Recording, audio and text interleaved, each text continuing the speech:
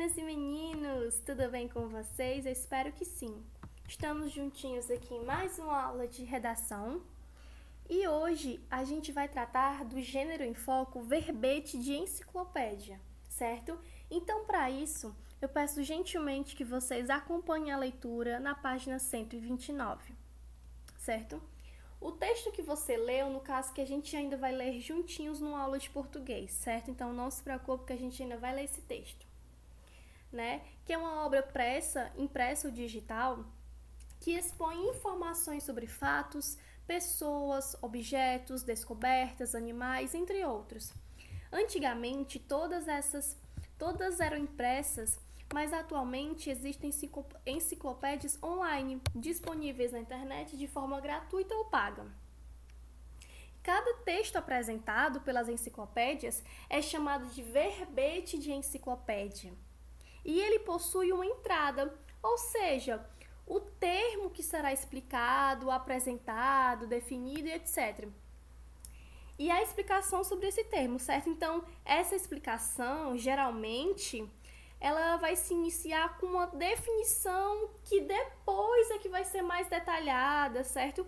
Por meio de contextualização histórica, algumas descrições e esclarecimentos mais técnicos, que normalmente vão ser separados ou não por subtítulos, certo? Então, para entender a função expositiva de apresentar de forma organizada informações a respeito de determinado tema para um público amplo, o verbete de enciclopédia ele deve ser escrito em linguagem formal e objetiva. Ou seja, o autor ele deve apresentar as informações de forma direta, em terceira pessoa, sem expressar opiniões ou emoções. Porém, é possível usar recursos de descrição e narração para que o leitor compreenda o conceito procurado, certo? Então, vejamos aqui o exemplo, o verbete que foi extraído da enciclopédia Gênios da Humanidade, Ciência, Tecnologia e Inovação Africana e Afrodescendente, ó. Olhem aqui. Ó.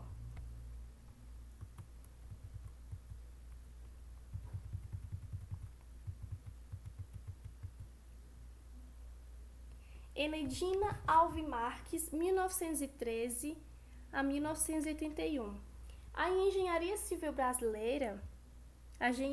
brasileira, né, Enedina Alves Marques, ela nasceu em Curitiba em janeiro de 1913, quando a abolição ainda não completara 25 anos. A família era extremamente pobre. A mãe era lavadeira e o pai abandonou a mulher e os 10 filhos quando Enedina era pequena. E em meados da década de 1920, a mãe de Enedina prestava serviços na casa do Major Domingos Nascimento Sobrinho, delegado de polícia. O major acolheu a menina e pagou seus estudos elementares em escola particular. Enedina iniciou a alfabetização já aos 12 anos e concluiu quase com 13. Não tinha mais tempo a perder. No ano seguinte, começou o curso de normalista. Ela terminou em dezembro de 1931, perto de completar 19 anos. E em 1935, ela voltou para a capital do estado para fazer o Madureza, né, que é um curso intermediário sem o qual não poderia estar lecionando. Então, ela vai concluir esse curso em 1937 e foi aí que começou a fazer história.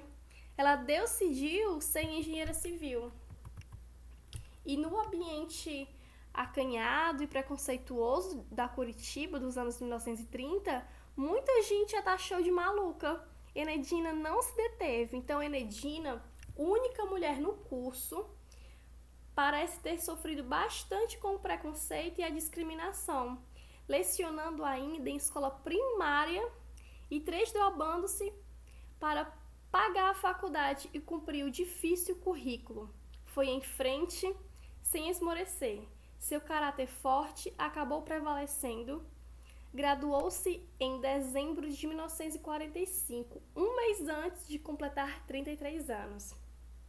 Era a primeira mulher engenheira dos Estados do Sul e a primeira mulher negra engenheira de todo o Brasil. Então, vocês estão vendo aqui, ó, uma imagem dela pelo ilustrador e caricaturista, o Baptistão, ó.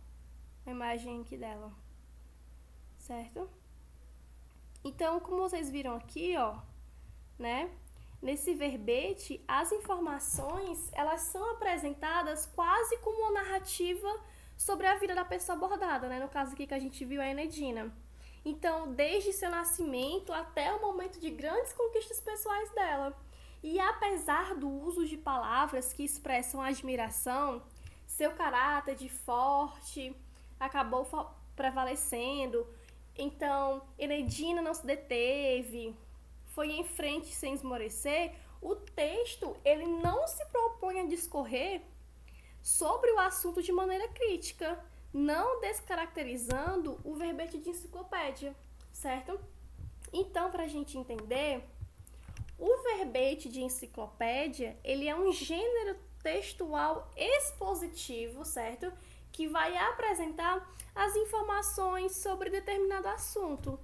E ele vai se caracterizar pela objetividade, impessoalidade, linguagem formal e abordagem organizada e detalhada das informações, que podem ser separadas por subtítulos ou não, certo? E é publicado em enciclopédias digitais ou impressas, certo? E sobre o texto, né, que a gente viu no começo da nossa aula, que ele estava fazendo menção, é o texto da página 126 e 127, certo? Que a gente ainda vai estudar na nossa aula de português, então não se preocupem. Mas o que eu quero mostrar para vocês é o que está na página 127 aqui, ó, logo abaixo do texto, sobre as enciclopédias digitais, certo? Então, diferentemente das enciclopédias impressas, em que os verbetes estão organizados em ordem alfabética, nas enciclopédias digitais a busca é feita por ferramentas que apresentam os verbetes a partir de palavras ou expressões digitadas. Então, de modo geral, as enciclopédias virtuais, elas são hipertextuais, ou seja, elas apresentam hiperlinks, né, geralmente em cor diferente da do texto, e que direcionam o leitor para outros conteúdos relacionados ao verbete. E as enciclopédias digitais, colaborativas do tipo wiki, elas são aquelas que as pessoas, por investigação particular, constroem conhecimentos e colaboram. Daí o termo colaborativa, tá? Para a criação de um verbete. Então, essas enciclopédias, elas são muito úteis e é preciso estar atento à credibilidade das informações. Então, como a gente viu sobre esses verbetes, né, eles precisam, né, conter, apresentar com uma forma bem organizada as informações sobre determinado assunto, certo? E lembrando, mais uma vez, que ele é um texto que é escrito em linguagem formal e objetiva, certo? A escrita dele vai ser formal e objetiva. Lembrando também que as informações, elas têm que ser apresentadas na forma direta, em terceira pessoa, sem expressar, né, opiniões ou emoções do autor, tá? Então, meninos, qualquer dúvida que vocês tiverem a respeito da nossa aula, me mandem uma mensagem lá no Google Classroom, certo? E lembrando que a gente ainda vai voltar a discutir esse assunto, certo? Hoje eu estou só apresentando o conteúdo para vocês, para que a gente vá trabalhar em cima dele, beleza? Então, obrigada e até a nossa próxima aula. Tchau, tchau. Se cuidem!